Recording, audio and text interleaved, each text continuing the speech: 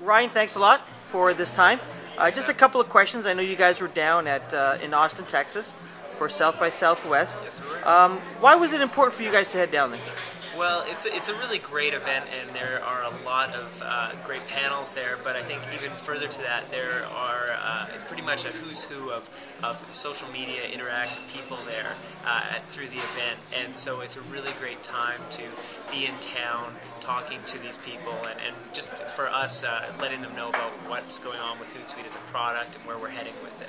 All right. Was there any announcements that you guys made there, or anything you let Well, them know? we actually, prior to going to South by Southwest, All right. so on the Tuesday before South by Southwest, we were at a 140 TC conference in Seattle, and we made an announcement of our South by Southwest release, which was focused around music and location based. So we released into Hootsuite Foursquare integration and MySpace integration, Oh, wow.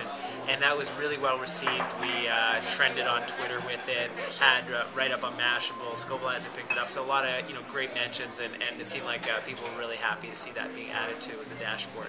Awesome. I know a lot of people also go to learn and to network with different people.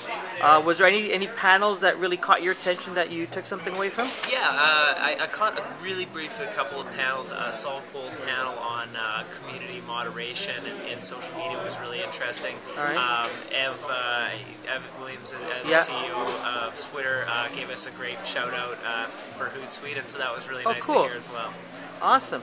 Any interesting people that you've actually got to meet in real life there? Oh yeah, I met up with a lot of great people. It's a reconnecting with people you don't see all the time, or Yeah. that are all divergent across the country. So I met up with Gary V again and caught up with him. I really love Gary and all the stuff he's doing. Amy Martin's Digital Royalty, Laura Fitton Pistachio. Just a ton of people. I know I'm going to be missing a bunch, but yeah, I've met up with a good contingent of people I haven't seen in a while. Cool. Now, it seems it's been growing, the interactive side of South by Southwest. And I was Yes. told that it was Yeah. even bigger than the music side Yeah, of yeah. it this year. So a lot of people are looking at it and wondering, should we make the investment to go or not go, or question things like that. Right. What would be your suggestion? Why should a company go? Why should a brand go? Why should people go to the interactive portion of South by Southwest? Well, I think so. In some ways, it depends on what your goals are as a company. I think if you want to learn more about the space, you definitely will learn more. I think another way of thinking about it is to think about it as going to a festival around interactive. Right. And so if you kind of think about it with that play element, there are a ton of parties, there's a ton of networking. You can do a lot of that, and you can be really accessible to people that you want to meet up with. So all of the big heads in social media and interactive are there in one place, and you're able to track them down. You can follow what they're doing on Twitter, Foursquare, Gowalla, see where they're at, meet up with them, and introduce yourself. And so that's a pretty cool thing to have that approachability. There's a ton of panels, and I honestly, I've seen some of the panels, and I played down the panels this year. I spent more time on meeting up with people and then attending the panels, and just had fun with it. It was a really good event in that way. Awesome. Now you guys are based out in Vancouver. We are. A lot of news has been coming out of Vancouver, a lot of social media, a lot of tech stuff. Sure. Why is that? Why is Vancouver like a hotbed of activity these Well, days? I think there's a few factors. There's a great engineering community in Vancouver, a lot of good talent in design and development side. There's a lot of scrappy young startups that are interested in building out cool products. There's been a lot of people that have been building out these products and getting some mentions, and there's a really good community going on there. There's starting to be a better angel community going on there. Okay. And I think the angel community is kind of like the first rung of the ladder in terms of building up startups that get exits.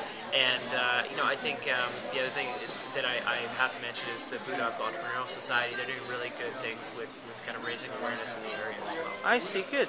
Now, how long has Hootsuite been around for? We launched Hootsuite December 2008, Okay. so we're a little over a year and a few months at this point. All right. Now, how did the idea come about? What was the impetus on creating a client for Twitter?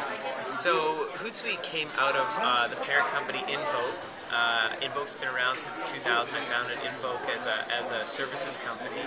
We built, throughout the years, we've done work in building web applications and websites, search marketing. We've built out tools like Meme Labs, which is a contesting platform. And we worked with a lot of different clients throughout Meme Labs. Wells Fargo, Gap, Transworld, Jim Beam. Recently, Ben & Jerry's doing online contesting. And in doing this online contesting, we found that there wasn't really a good tool to manage Twitter, multiple accounts and multiple clients' accounts on Twitter, as well as other properties like Facebook and LinkedIn and WordPress. And so we built out Hootsuite as a tool for our team to manage all of these divergent properties from a single dashboard.